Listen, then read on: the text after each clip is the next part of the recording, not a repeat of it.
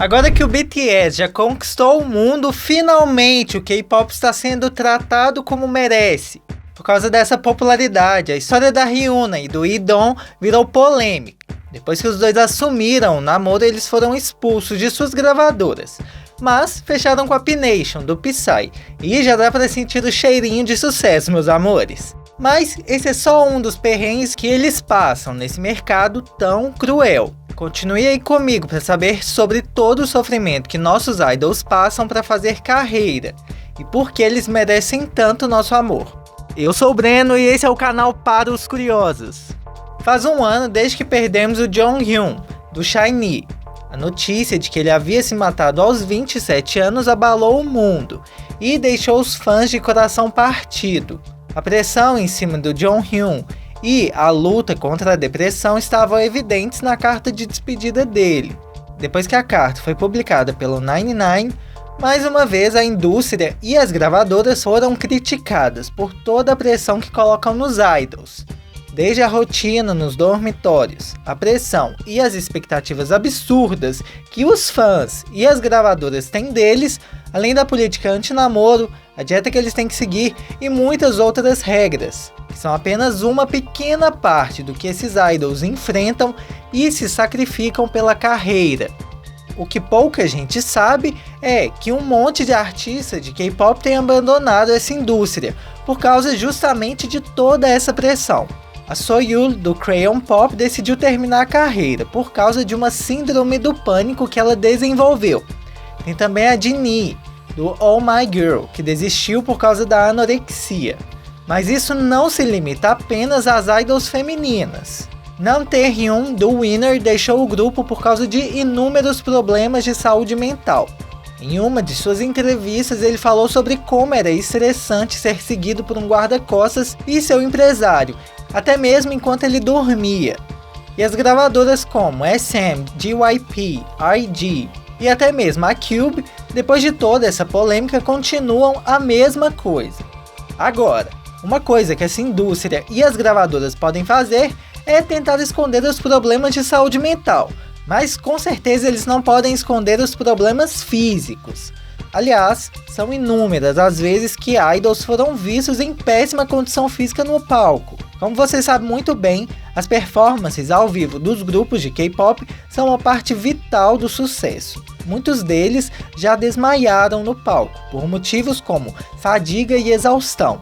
Mas tudo o que as gravadoras fizeram foi levá-los ao hospital. Mais nada, nenhum tratamento, nada. A Sunhee da Oh My Girl acabou em uma sala de emergência depois de desmaiar por causa de sua síndrome de hiperventilação. A Lei da EXO já desmaiou por causa de exaustão pouco antes de embarcar em um avião, no aeroporto internacional de Incheon. A Crystal da FX já desmaiou no palco tantas vezes que tem inclusive um vídeo. Eles também têm que seguir uma dieta louca. A cobrança pela perfeição é extrema e para eles, ela se traduz em magreza e beleza. Um exemplo é a Park Bom, do 2NE1, que já fez um monte de dieta estranha. Dieta do milho, dieta do repolho e dieta da melancia. Alguns, às vezes, comem apenas uma vez por dia. Alguns se alimentam apenas de comida crua, além dos que restringem seu consumo diário em no máximo 1000 calorias. E como você deve saber, o consumo médio é de 2400. E com todo esse cronograma de ensaios extremamente pesado que eles têm e toda a energia que eles queimam no palco, essas dietas obviamente colocam a saúde dos idols em risco. Ao mesmo tempo, eles precisam se manter magros para serem considerados atraentes aos olhos do público. Isso sem mencionar as cirurgias plásticas.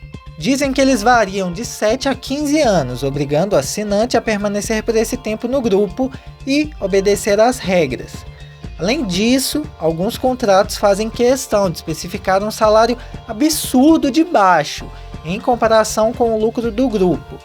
Por exemplo, membros da Stellar confessaram que já tiveram que dividir comida por muitas vezes porque não tinham dinheiro. E os idols do AOA só foram receber parte do lucro 3 anos após a estreia.